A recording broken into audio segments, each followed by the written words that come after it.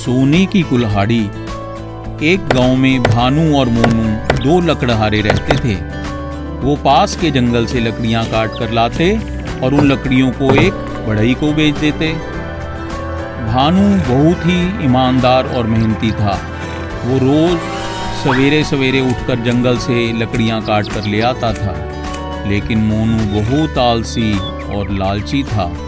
वो हमेशा देर तक सोता और बड़ी देर से जंगल जाता। अरे मोनू भाई उठ जाओ, देखो मैं तो जंगल से लकड़ियां काट कर भी ले आया और तुम अभी तक सोए पड़े हो। क्या हुआ भानु, इतनी मीठी नींद आ रही थी, क्यों जगा दिया? अरे क्या होता अगर कुछ देर में और सो लेता, पर कोई बात नहीं, अब तुमने जगा ही दिया है तो मैं उठ जाता हूँ। हाँ जाओ, लकड़ियाँ काट कर ले आओ, फिर दिन में बहुत गर्मी हो जाएगी। जितना काम सुबह हो जाए उतना अच्छा।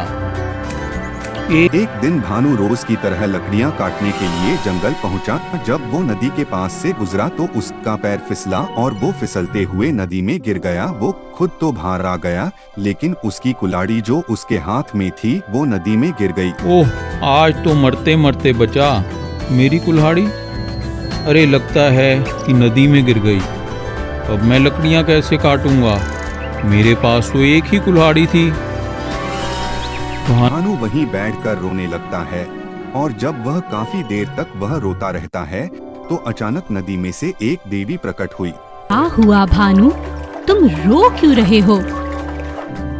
प्रणाम देवी माँ, आज तो मेरा बहुत नुकसान हो गया। मेरी कुल्हाड़ी यहाँ नदी में गिर गई है। मैंने खोजा पर नहीं मिली। मेरे पास तो एक ही कुल्हाड़ी थी। मेरा काम जंगल की लकड़ियाँ काटना है। अब कुल्हाड़ी के बिना मैं लकड़ियाँ कैसे काटूंगा? बस इतनी सी बात, तुम परेशान मत हो पुत्र, मैं अभी तुम्हारी कुल्हाड़ी निकाल कर देती हूँ। देवी माँ ने नदी में से एक सोने की कुल्हाड़ी निकाली। क्या यही है तुम्हारी कुल्हाड़ी? नहीं देवी माँ, ये सोने की कुल्हाड़ी मेरी नहीं है। कोई बात नहीं, पर तुम ये रख सकते हो। नहीं, ये कुल्हाड़ी मेरी नहीं है, इसे मैं नहीं ले सकता। आप तो बस मेरी कुल्हाड़ी ढूंढ कर दे दो। देवी माँ नदी में से एक चांदी की कुल्हाड़ी निकाली पर भानु उसको भी नहीं लेता। फिर वो देवी पुरानी सी लोहे की कुल्हाड़ी नदी में से निकालती है। भानु उस कुल्हाड़ी को देखकर खुश हो जाता है। हाँ हाँ, यही है मेरी कुल्हाड़ी, लाओ ये मुझे दे दो। आपका बहुत बहुत धन्यवाद देवी माँ। भानु, तुम बहुत ईमानदार हो। तुमने सोने और चांदी की कुल्हाड़ी ना लेकर केवल अपनी कुल्हाड़ी ली। मैं तुम्हारी इस ईमानदारी से बहुत प्रसन्न हूँ। ये लो पुत्र, ये तीनों कुल्हाड़ियाँ तुम ले सकते हो।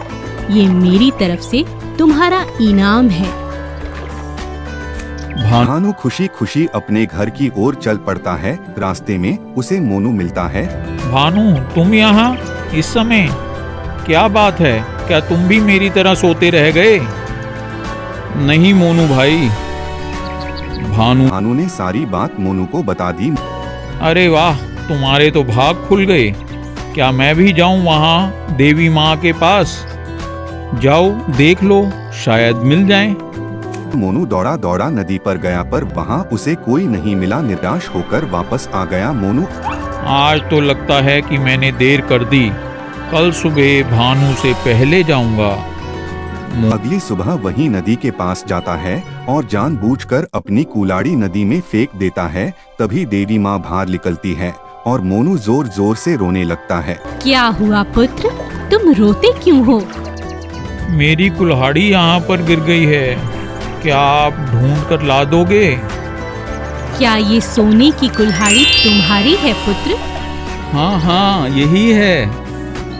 झूठ बोल रहे हो तुम। भानु को तो उसकी ईमानदारी का इनाम मिला था और तुम्हें कुछ नहीं मिलेगा। चले जाओ यहाँ से, तुम बहुत लालची हो। पर मेरी कुल्हाड़ी तो दे दो माँ। अब मोनू अपने लालच पर पछता रहा था।